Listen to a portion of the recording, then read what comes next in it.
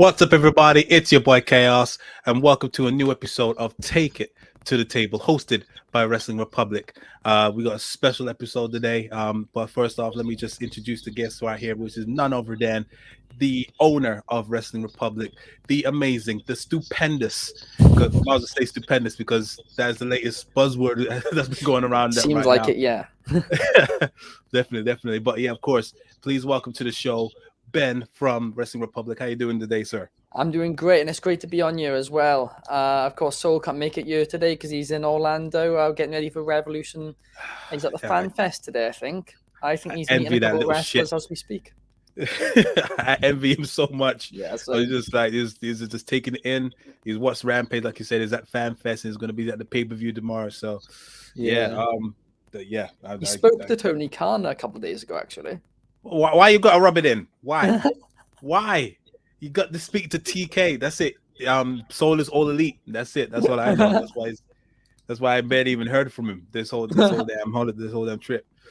But yeah, without further, obviously we're going to be talking about some big things that obviously AEW has done, which is of course the big purchase of Ring of Honor that's been dominating the headlines this week. And of course, we're going to be talking about Smackdown last night as well as Rampage. Some few things happened both shows. I'm obviously going to give our little takes on certain of the main stuff that's happened, and of course, round up with obviously what's going to happen at WrestleMania. So, but yeah, of course, without further ado, let us take it to the table.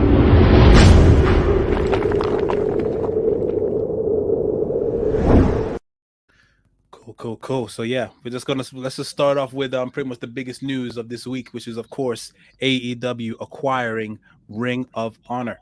I know that of course Wrestling Republic has of course try to give her details regarding this acquirement and obviously what it entails.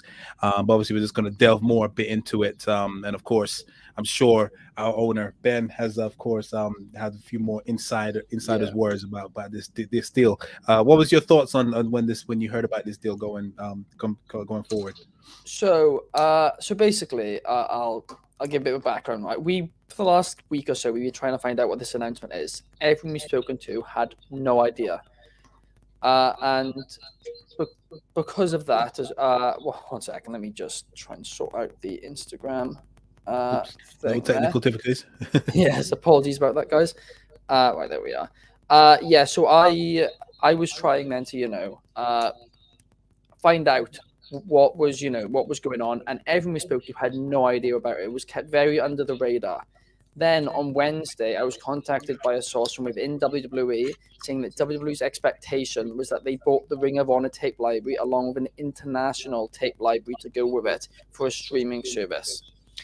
Then a couple of hours later, I can't remember who it was, but might have been Fightful, might have been PW Insider, somebody along those lines reported that people thought there was going to be an international tape library which was being bought. Comes out in the end, of course, Tony Khan comes out. Obviously, he bought the tape library along with it, but he actually bought Ring of Honor on the whole, and this shocked everyone. Nobody expected it to happen because AEW is already in the red quite significantly. So the fact that he's now bought a company for what's estimated to be around $40 million, when the company hasn't made a profit in a good couple of years, it was highly shocking to everybody. But go on. It was a big shock and everything, but he's clearly got an idea behind it. And the important thing as well is AEW have not bought Ring of Honor. Tony Khan has bought Ring of Honor, meaning that this doesn't put AEW in the red any more than they currently are. 100%. Yeah. I understand when you said about the AEW is kind of in the red, haven't really made much profit, obviously thanks to the pandemic that definitely messed things up. But like you said, Tony Khan bought it. So even though AEW is in the red, that has nothing to do with Tony Khan. They got Scrooge McDuck money. Look, they were trying to buy flipping Wembley Stadium at one point. Or his dad was one of them. The Khan family, basically. So yeah, buy it. 40 million is absolutely nothing to them. So yeah, this was quite monumental. When they said it was a big announcement, I think me and Soul obviously touched on it. It was either going to be probably some acquisition or like something like, they're going to come to the UK. But the way that he was bigging it up, I thought it was definitely going to be something of, I don't think it was going to be like a superstar.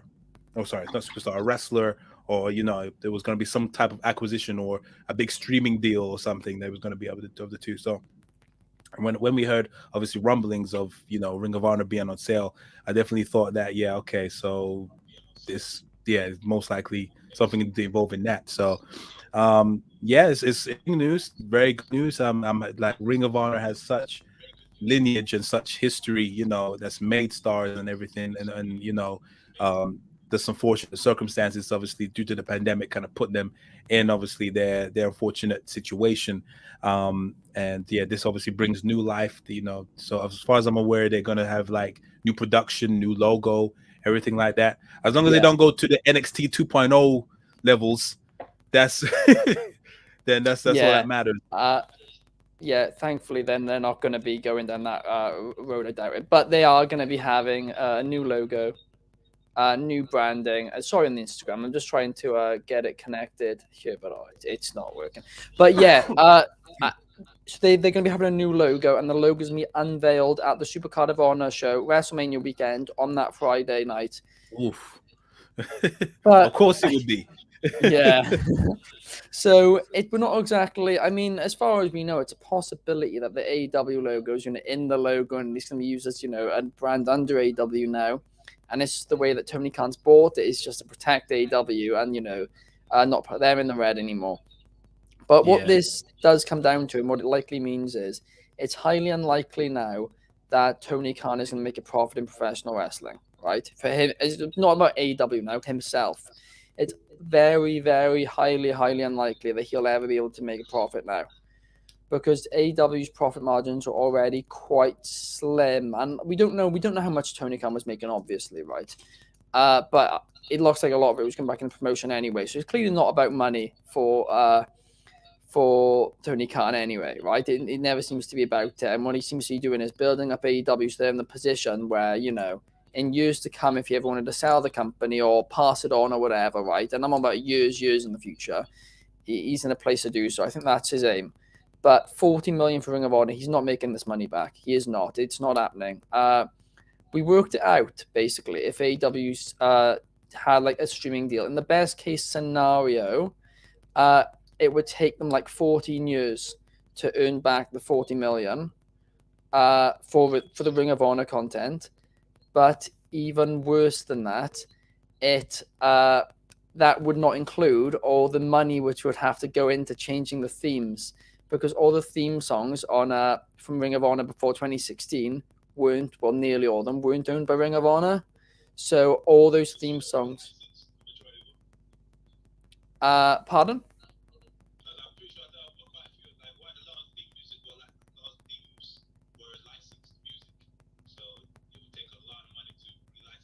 Yeah.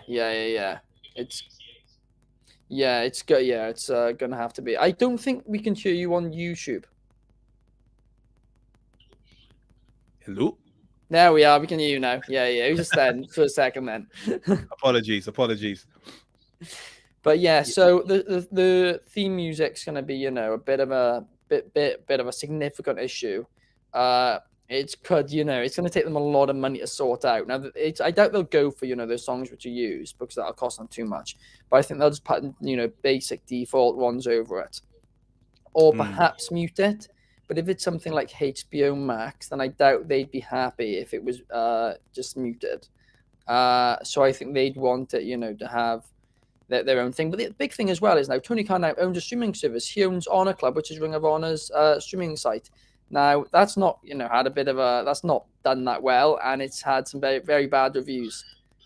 But yeah, I don't know if they have any plans to use that, or if they're going to shut it down. But really, the Ring of Honor wrestlers, well, I say Ring of Honor wrestlers, of course, none of them are signed anymore. They're shocked by it. None of them expected it. I mean, yeah. There's speculation Jonathan Gresham knew. That's purely comes from him being at Dynamite a few weeks ago. But there's no proof of that yet. He's not said anything on it. It really has shocked everybody. Nobody knows the direction from here. If it's going to become a developmental brand, then the Ring of Honor Hall of Fame thing's just confusing, because, like, it is just confusing why you'd have a. I don't know. There's a lot more questions than answers we have at this time, right? But apparently, it's going to be used almost as a developmental for AEW, and whether or not wrestlers, are gonna. I don't whether or not they're gonna be signed to contracts or if it's gonna be independent. We don't know yet, but we'll wait and find out. Well, I mean, AEW at some point does need a developmental place. Just to hone, obviously, not just but obviously homegrown talents and whatnot. So they do need one. Because obviously, they only got 3 shows. Well, 4, I guess, but like 2 meaningful ones, and then 2 other ones that's like just have like miscellaneous wrestlers, if you will. And but you also need one to have like to evolve the homegrown talent. So Ring of Honor could be, I would say, is a good place for that. You also bring in the legitimacy, and everyone's aware of Ring of Honor. That will still it might not bring a lot of eyes to the product, because Ring of Honor hasn't been the same for quite a couple of years. And so, but if people know what Ring of Honor is, there will still be more awareness. The people will still be interested in it somewhat, not just to see, obviously there might be some crossover events regarding ROH, and maybe even Impact as well, because it was quite open with them. So a lot of talent from there can easily go there and then mix up with complete green newbies. That could eventually go to AEW. I think it would make sense for it to be its own entity, being it like their own FCW or OVW. Why not? Now, obviously everything is in flux right now. Obviously, and I know that Impact are currently doing that ROH invasion right now. God knows if they're going to carry on with Jonathan Gresham. He's the current ROH champion, isn't he? Yeah, he is. Yeah. Yeah. So everything is up in the air right now. Is very intriguing. But the fact that they're already planning to do an announcement in terms of the new look, the new logo by WrestleMania weekend, which is not far away. You're going to see things in action much sooner rather than later. Which is good. Yeah. Which is good. It's positive. Interestingly, the new logo was actually announced. It was me revealed at Supercard of Honor. Was announced a few weeks ago. So it was actually before. Ian Riccaboni revealed it on a Facebook live stream. So I mean, he probably would have been one of the few to know, right, that it was happening. But I mean, it's possible they were going to rebrand before Tony Khan even came in. I mean, who knows? But it was. I say a few weeks ago. It was since TK started teasing the announcement, though. So I would expect me that it is something to do with that. But it makes no sense for them to remain 2 separate entities. It doesn't at all. It makes literally none at all. So surely it's going to become somewhat of a developmental brand, perhaps something like what NXT was before, where it has their own roster, it has their own guys as well, or maybe some guys who never really get called up, right? Who maybe don't fit the mold in AW, whatever, like that, right? But a place where talents can go, as you said, get used to it, get used to the cameras and all that, and I feel like that could work very well for them. And of course, Johnny Gargano. I mean, they can maybe get him as their major acquisition to get started. And I know, of course, people be saying, "Oh, go from one developmental to another." What? Well, it's another thing. Plus, it's another place, and of course, he can then work elsewhere as well. And I unfortunately don't think there's room for him in AEW as it is. And you can always then go to AEW and do some storylines or whatever. But I don't know. It's me interesting to see which way they take it. But I just hope that they don't. I hope they don't try and keep those 2 separate things and try and keep them like on level playing ground, because they're not. Right? Ring of Honor is miles below what AEW is now. Ring of Honor. I believe Dave Meltzer the other day, and of course I don't quote Dave Meltzer too much, but the other day I think he said that it's the 6th highest drawing name in America, Ring of Honor, in terms of wrestling promotions, which is not a good thing. It's an awful thing. The fact that they were, maybe even second a few years ago. Yeah, definitely. Especially in the indies. Like they were like, it was like the go-to. And then I don't know, it just kind of just fell off at some point. I guess because everyone was leaving. All their biggest names were leaving to go on bigger promotions. So yeah, they didn't really have anything left. So uh going back to what you're saying about obviously have it being two entities, two separate entities, it probably won't, because obviously I think during the last major pay-per-view they were setting up future angles, like FTR showed up and then was, I think they had to face with the Briscoes. Obviously Jay Lethal showed up, even though he was the ROH champion, but he's all elite. So, and technically at that time he was an AEW guy showing up for this ROH review. So obviously there has been negotiations going on from since then, like you said. So yeah, I mean, it could very well be something maybe kind of similar to what NXT 2.0 is doing in terms of bringing the main roster to mix it up with the the NXT roster, which so far worked decently. I mean, in terms of the social media numbers, when Dolph Ziggler showed up to NXT, like it was like one of the highest viewed segments. Same with AJ Styles. So maybe they could take some kind of those kind of influences and then try and, I'm not sure. I don't think that AEW's social media presence is as big as WWE. That's quite a big level to match. But they could do something like that. That's also something to mix it up with, if they are going to still keep most of the ROH roster. Or if not, then yeah, just still mix it up with the people if they are going to treat it as a developmental, bring the AEW people down, and then maybe try to make it like almost like a metaverse in terms of like just make them obviously eventually show up on Rampage or Dark or something. So something like that, mix it up. That could also work as well. Because obviously Tony Khan believes more than anything about long-term planning, and if he's able to mix it up between all three shows, then yeah, why not? I'm down for that. Yeah, and I know the other thing as well is I know some people are speculating that maybe a draft will happen with Ring of Honor being one brand and Dynamite and Rampage being another brand. I mean, I can't deny that that's not gonna. I don't know. I've not heard anything to do with that, but surely they're smart enough to know that they shouldn't do that. It would make no sense. It'd make no sense to them at all to do so, and it would make absolutely no sense for them to do so. There's nothing for them to gain from it or anything like that. But also the brand split even in WWE, it's never worked financially. The views and that's a lie. Profits have gone up because they've always gone up, right? But brand split has never accelerated profits, and also it has never accelerated viewership. Now, what it has done is accelerate the 2 TV deals, right? That it has done that, but at the same time, it's costing them a lot more and all that. But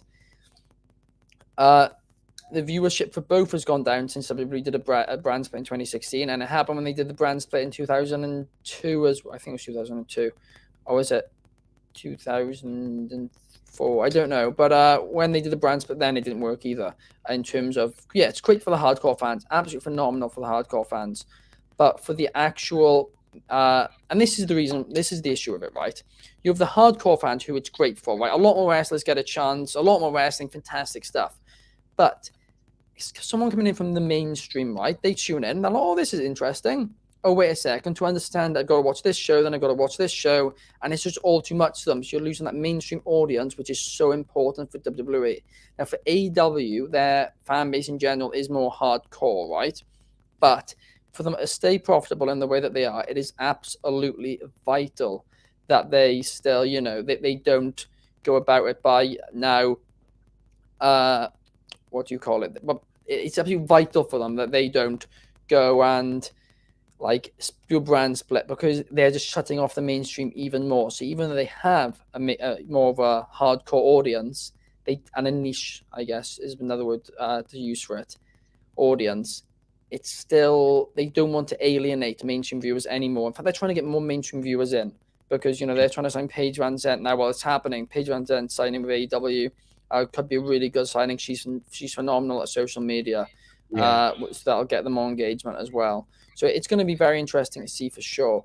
I'm looking forward to it, and it's going to be interesting to see what happens. It really is, because nobody I've spoken to, nobody that Dave Meltzer's even spoken to. Because I said I rarely listened to one of his podcasts earlier this morning, because I was like, well, surely he knows something. He talks to TK on the daily. which I mean questions his the fact that he claims to be unbiased, but that's another subject for another day.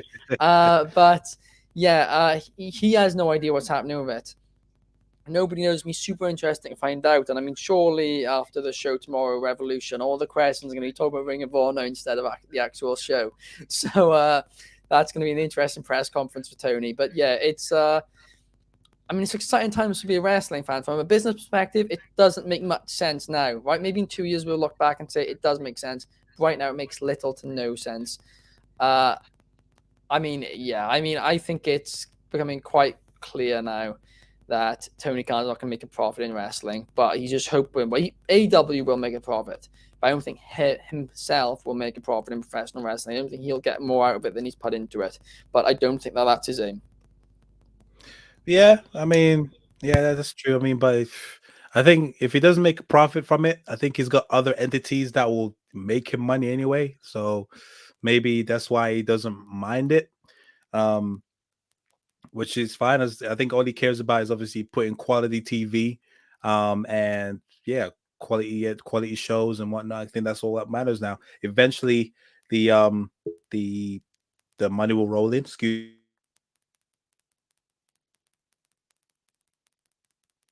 Yeah, eventually the money will come in eventually, but yeah, I think is he done this for a reason. The fact they outbid WWE, that speaks volumes. And the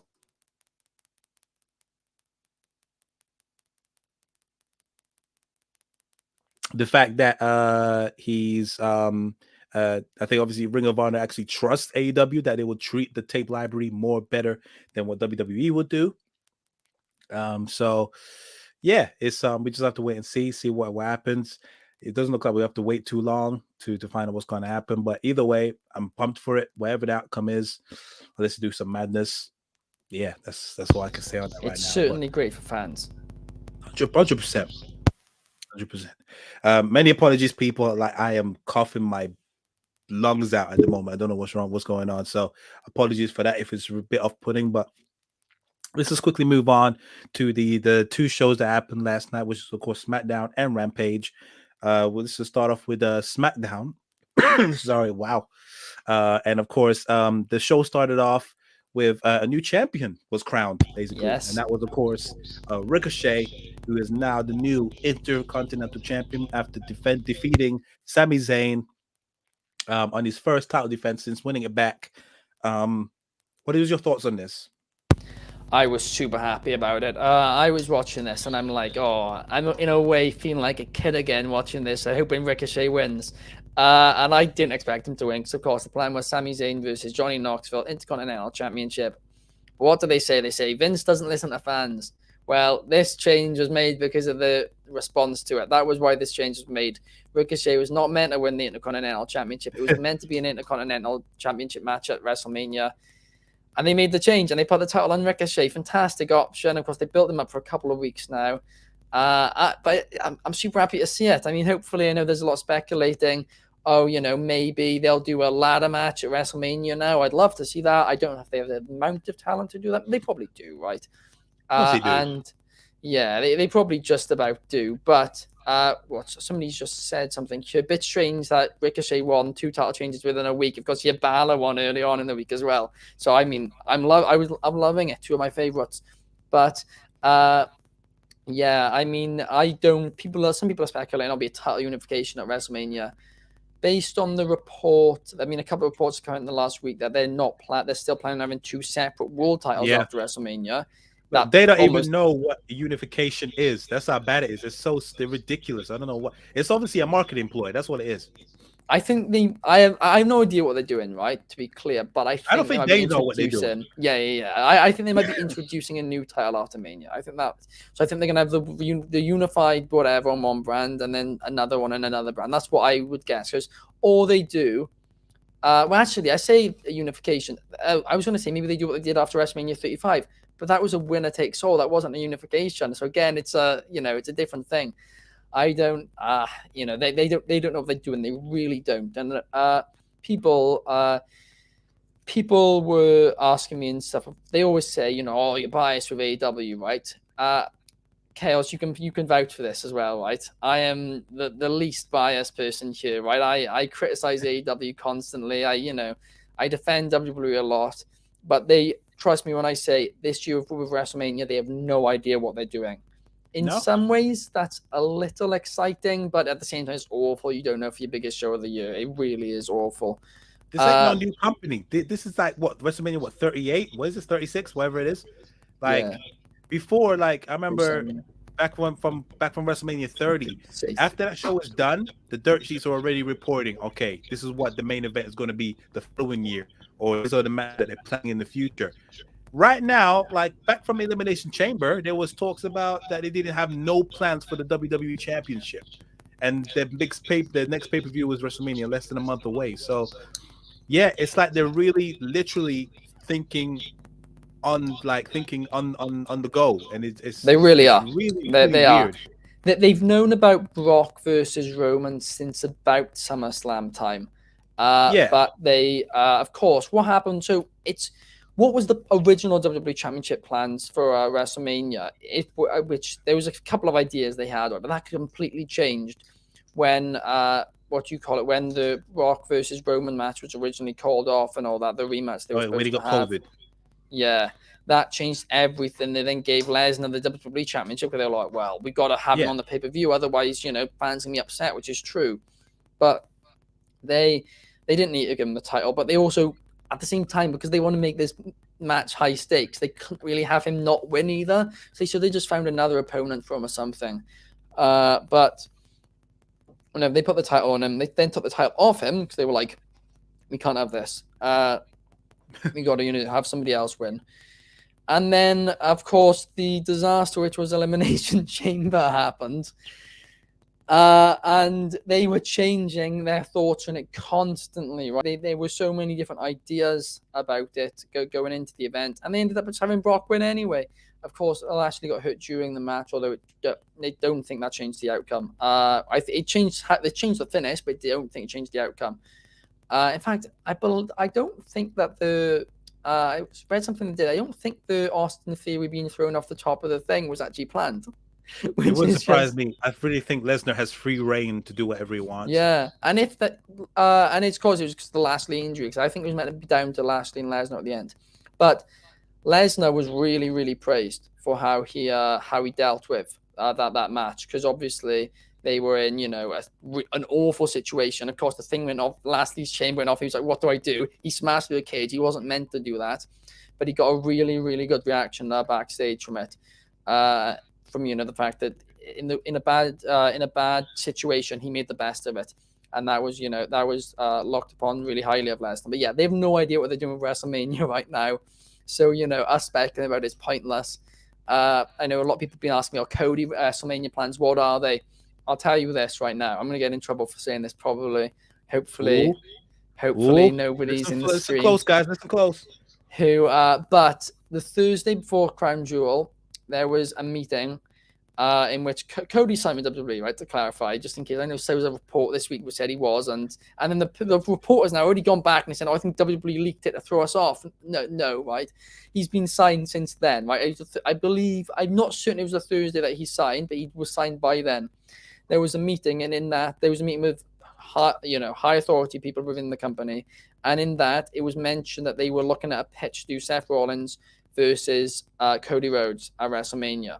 Now, since then, we've not really seen anything. And also at that time, Stone Cold versus Kevin Owens seemed like a foregone conclusion. Now they don't even know about that. Now they're saying, maybe he might just come in and do something Stone Cold at the end or whatever. Yeah. But that's what I think he's going to do. I don't think he's going to do a match. I don't think so. I mean, the plan is for him to do matches, but it's just whether or not they can do it at WrestleMania. I think I'm not sure.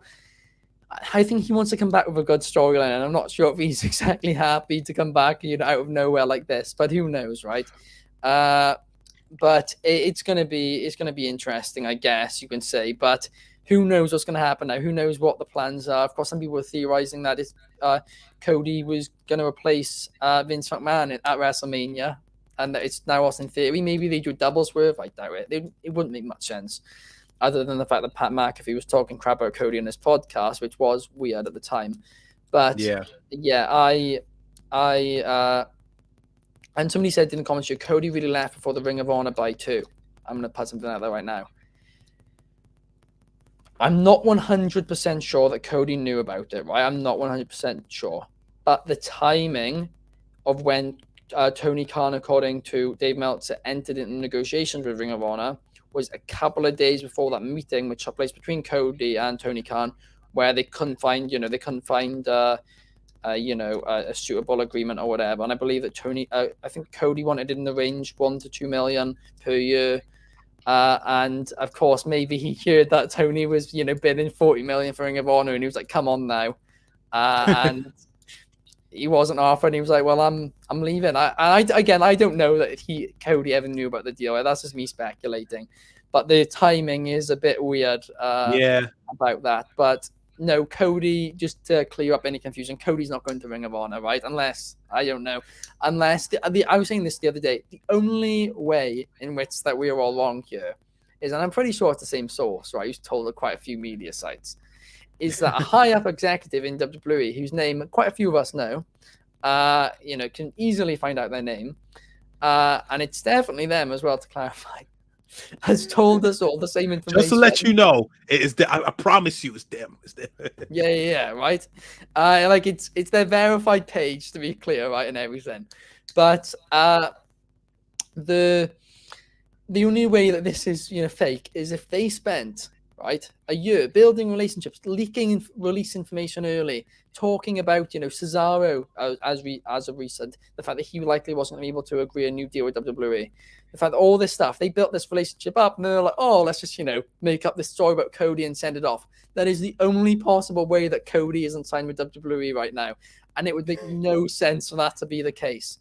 And I'm pretty sure that this is the same person who's reported to a couple of news sites too, but based on similarities and stories and stuff. But yeah, Cody's going to he signed with WWE, and I guess perhaps a match with Seth Rollins at WrestleMania. But again, they have no idea what they're doing with the plans, so they're changing constantly. Who knows what's happening?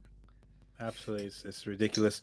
I mean, first of all, going all the way back to about Ricochet winning the IC title.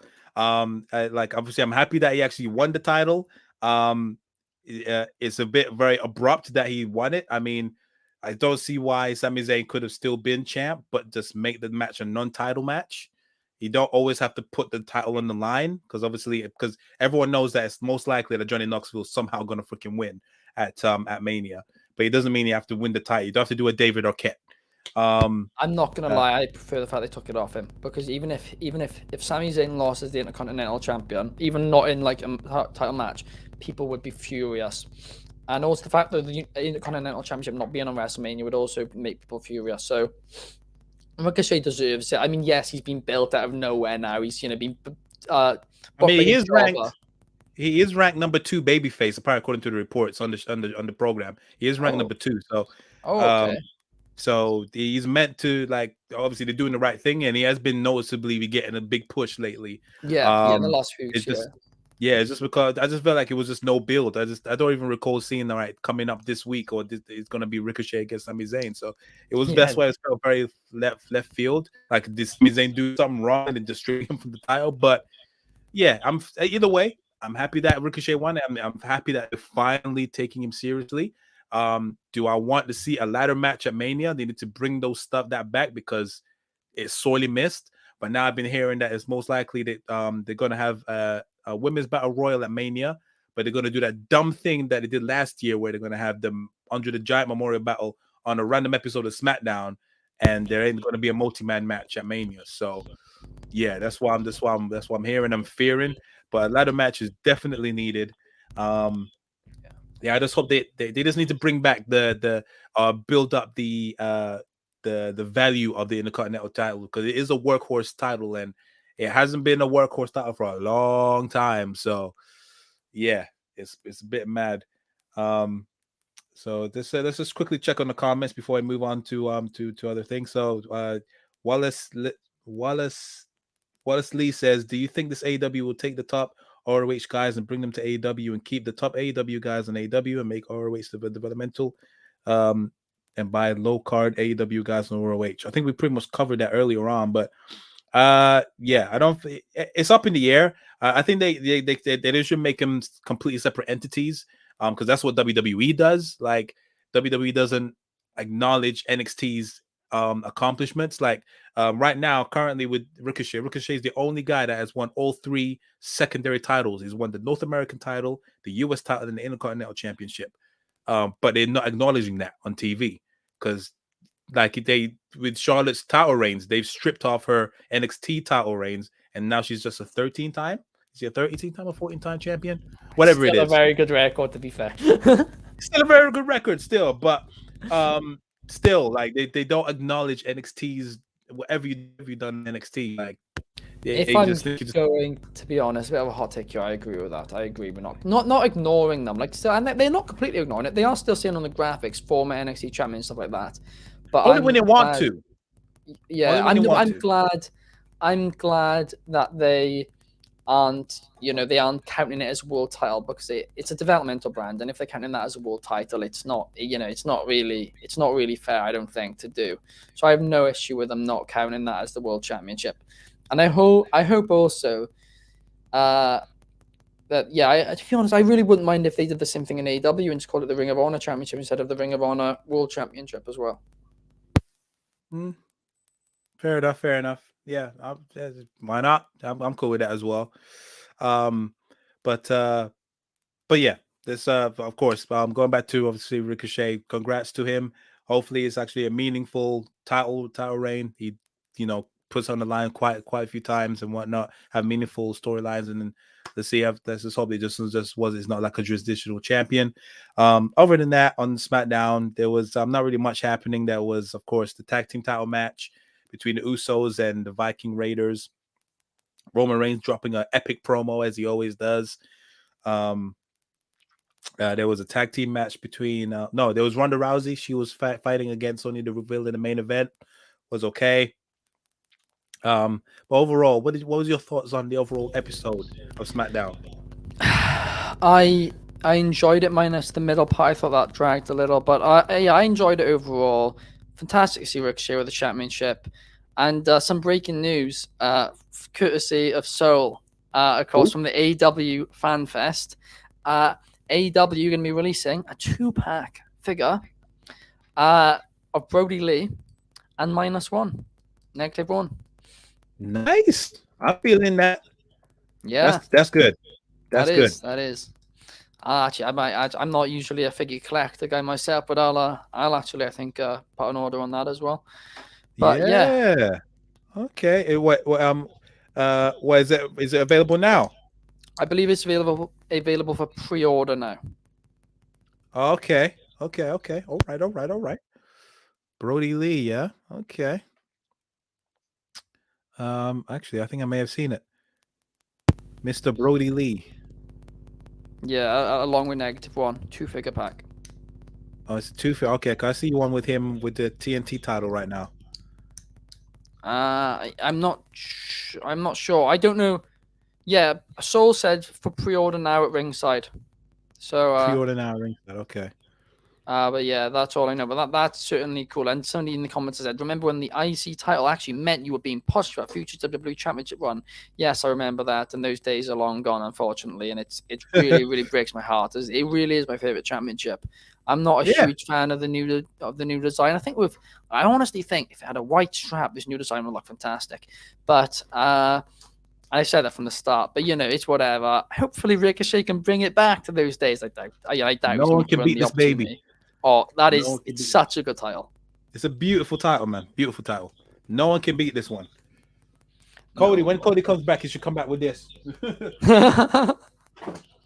Maybe Ricochet versus Cody confirmed for WrestleMania. That's what it is now. Oh, book it, Vince. Book it. Just don't fuck it up. Yeah, SmackDown was okay, but those were the main highlights. And of course, the main event. Oh, sorry, not the main event on AEW side now. The show started off pretty strong. Our colleague Soul was that show. Lucky bastard.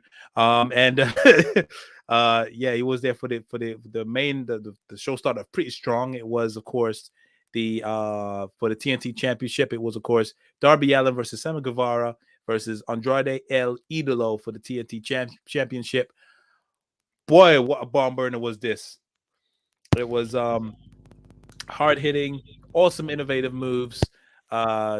I think it could have went either way, to be honest. I honestly didn't think, I didn't outright think, okay, sorry, Darby. I didn't outright think that Sammy Guevara was going to just retain. I think it could have went either way with either of those guys, and I would have been fine with the outcome. But yeah, like everything, especially watching on TV as well. Like, I don't know how it was watching live, but I felt like the camera placement when certain moments happened, it was just perfect, especially the ending as well. They're getting better with that. Sorry? They're getting better with the AEW. Yeah, they're 100% getting better with it. It's great. But that one so far in terms of camera placement, I think that was my most enjoyable one because it was just dynamite. That's what I could say. But dynamite on Rampage, and Andrade I was kind of hoping would win at times as well. And you thought all three of them had like a moment where you thought they were going to win. But yeah, as you said as well, Chaos was not Chaos. Soul was there live. And he was loving it. And he just said in the comments he made another belt purchase while he was there. Oh, you're joking. What did you get? Let me know.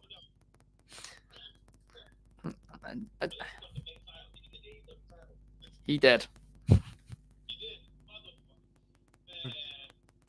I'm gonna cuss you out when you come back to the show. I'm just letting you know that, so just because I envy you. That's all. Whatever you do not show up on the show with the A title, otherwise we're going.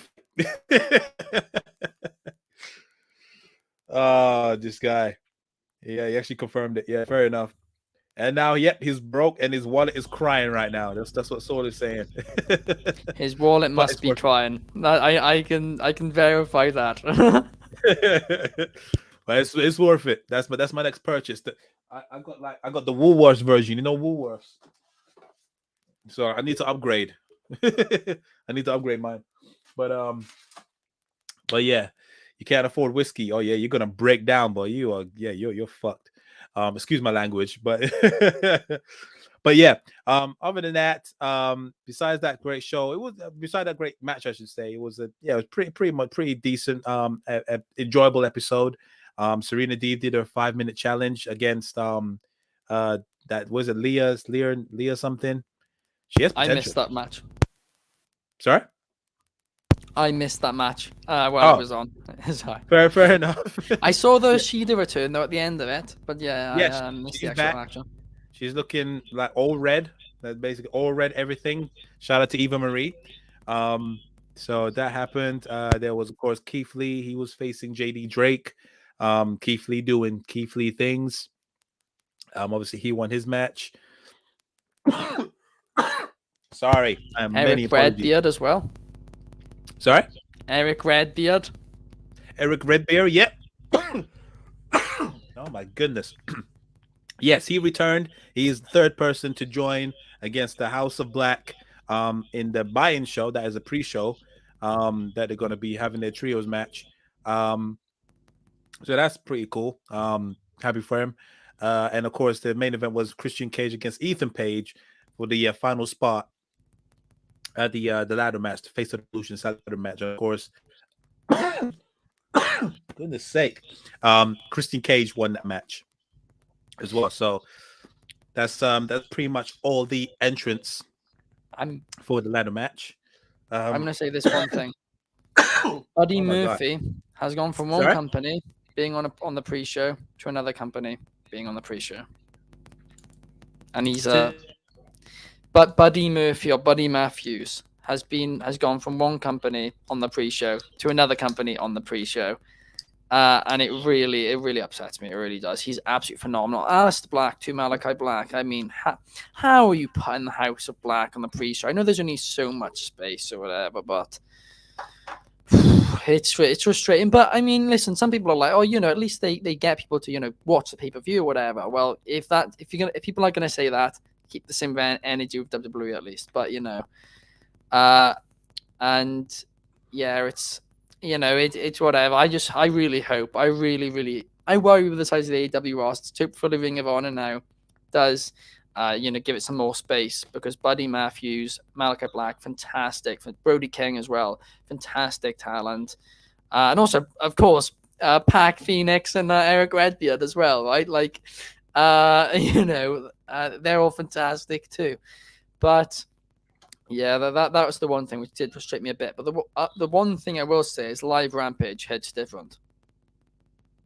The live shows are way better. It's I blame AEW. I think they're stacking it too much.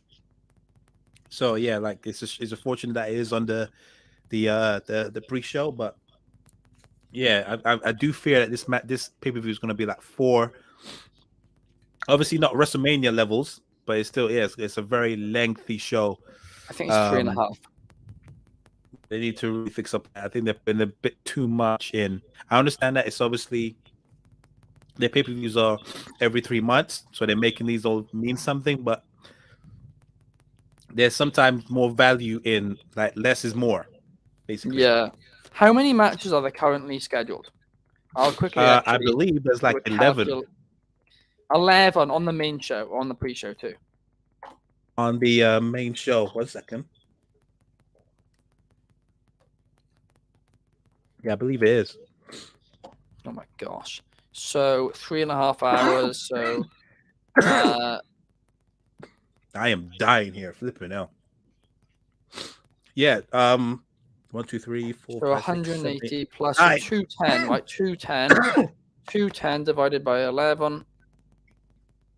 There's 9 matches on the main card. Oh, 9. Yeah. 9 on the main card. Okay, 3 on the each match will get 20. Well, this is, but again, like this isn't including intros, entrances, all that stuff, right?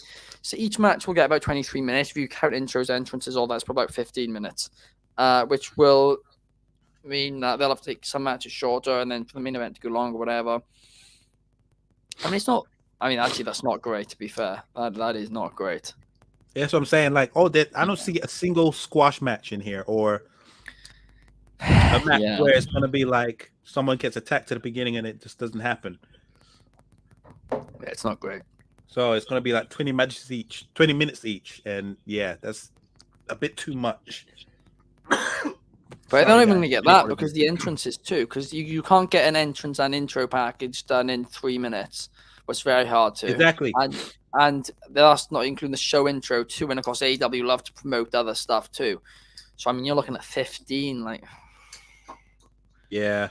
I mean, this is a real issue. This is going back to the early events. They used to be like this at the beginning, like where they were just rushing shit. And yeah, I mean, I guess not. Now, Pat, I just something that. Oh gosh, some news stories just come out. Oh, let's have a look. Breaking news live here on the coffin edition of Take It to the Table.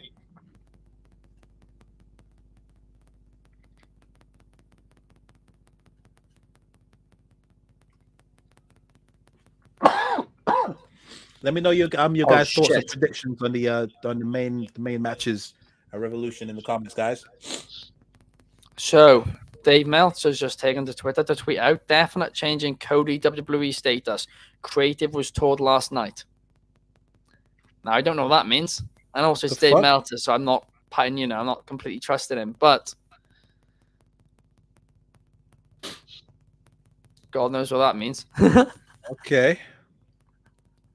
A change, don't know if I mean, that is bullshit reporting at its finest. Definite change in Cody WWE status. Well, you didn't say what the status was before. Something's changed. What it's changed from or to, who knows? Wow. There you go, guys. Breaking news from the one and only Dale, the Shagger Dave. Oh my goodness. But anyway. Okay, wait, no, we got another update on it from Dave Meltzer. On the F4W message board, apparently, Creative was told last night a change in Cody's status from sure thing to uncertain. Oh, wow. Okay. After this show, I'm going to be reaching out to people. Let's just say that. But yeah, I take that with a pinch of salt. I really, really would, considering, again, the person who told us, Yeah. Fair enough. On the plus side, apparently Revolution is officially sold out. So Oh, even the platinum tickets, so it's a full house for Revolution, which is good.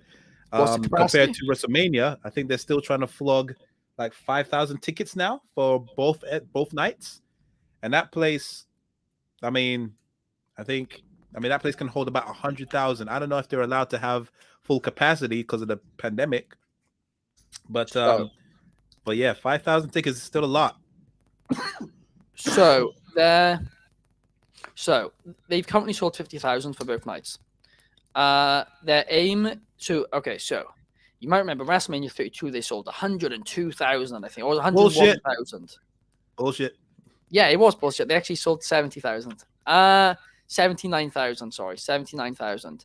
Now, of course, the pandemic's happening. Tickets it's hard to sell tickets now, right? It is, and it's going to be this way for about next year. AEW finding it harder too, right? It's a thing for both. It's the same for anything, right? But WWE are apparently trying to get up to 70,000. So, they need to sell another 20,000 for both nights. 20,000 for it was 20,000 for both nights, isn't it? Yeah, that was it. Yeah, that's what they're trying to get. Yeah, which is a lot.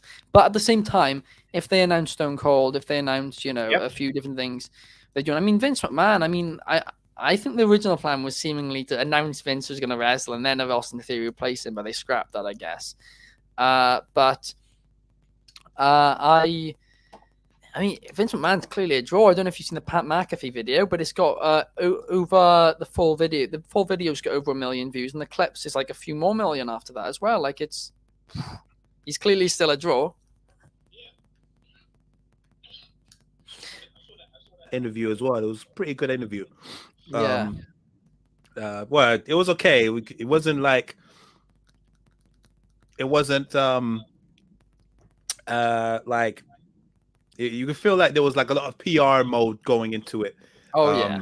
And he was saying, "Oh, this is to the fans," and all this kind of stuff. And he didn't even acknowledge AW. Pat McAfee acknowledged them, but he just outright just throw shade to them and everyone else. So there was a couple of odd stories that he told, but it was still quite cool to see Big Vinnie Mac to actually do an interview, because the last one was the Stone Cold one. Yeah, I believe it was that actually 15 years ago. How many?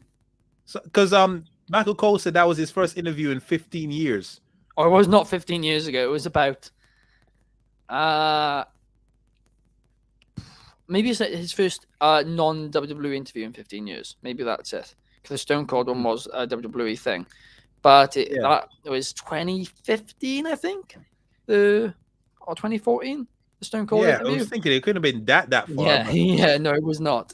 But weird. Before we head and almost wrap things up, I just want to say we're on the subject of interviews.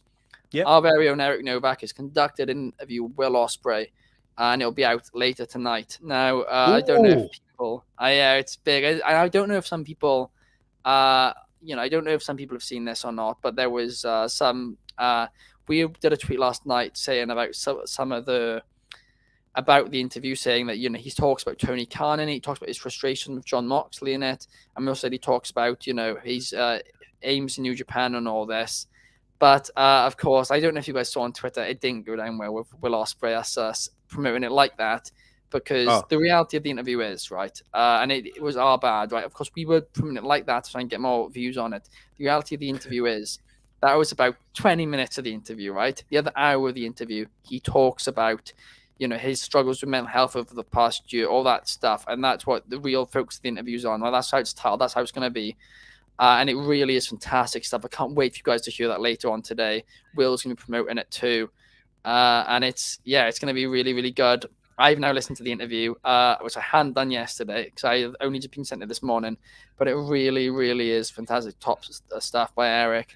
And we look forward to you guys seeing it and reading about it later on today. Okay. Where's it going to be on the YouTube channel, or? So it's going to be on the All Real Wrestling Podcast YouTube channel, but the reels will be exclusively on the Wrestling Republic Instagram page, and the articles we have 48-hour early access on all the articles which are going up live on WrestlingRepublic.com tonight. Huge news stories. In fact, maybe I might just, quickly maybe give a little tease for some here. He talks about his issues with the British school system and like how they did him wrong. And that's gonna be very newsworthy after it. I'll tell you that much right now. We've already got somebody working on a follow-up article to the original thing there. What else does he talk about? He talks about his reaction to Kenny Omega pulling him aside and saying, you need to be the guy to step up now, or of course put a lot of pressure on him. He talks to all that. He of course opens up about the death of Ryan Smile, which is of course tragic, and of course was a close friend to Ospreay. And oh wow, yeah, it's a really deep interview, and it's he also talks about the mistakes that he's made in the past and all this, and it really, really is an in-depth interview, and I can't wait for you guys to see it later on today. But again, thank you to Will for coming on the All Real Wrestling podcast, and hopefully he's happy with the promotion we do for it now. But yeah, make sure you guys check that out later today. It's going live 8 p.m. Eastern time, I believe. All Real Wrestling Podcast YouTube channel. Articles will go live on the WrestlingRepublic.com the exact same time. And then we'll have Instagram posts, Instagram reels, all that stuff on the Wrestling Republic Instagram page. Exciting stuff, guys.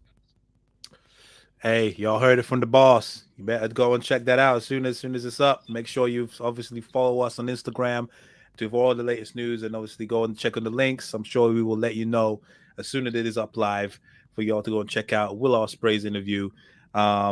So yeah, on that glorious note, I think that's the perfect time to end this stream. So of course, thank you very much, Ben, for joining us on this exclusive live. And yeah, of course, we've come to the end of the show, guys. Make sure you like, share, and subscribe to the channel. It goes a long way.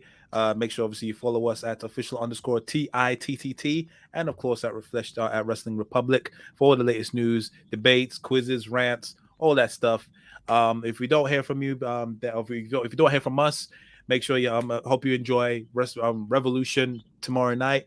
Of course, we'll be doing a review as well. Soul will hopefully be back if he's not already passed out from crying about his broke wallet. And hopefully hopefully Revolution will be a good pay-per-view, which I'm sure it will be. But yeah, of course. And the long-awaited return of Ignacio. He'll be back soon as well. So don't worry, this is your worry. So, but of course, till next time, guys. I've been your host, Chaos. He has been Ben from Wrestling Republic. Until next time, guys. Peace.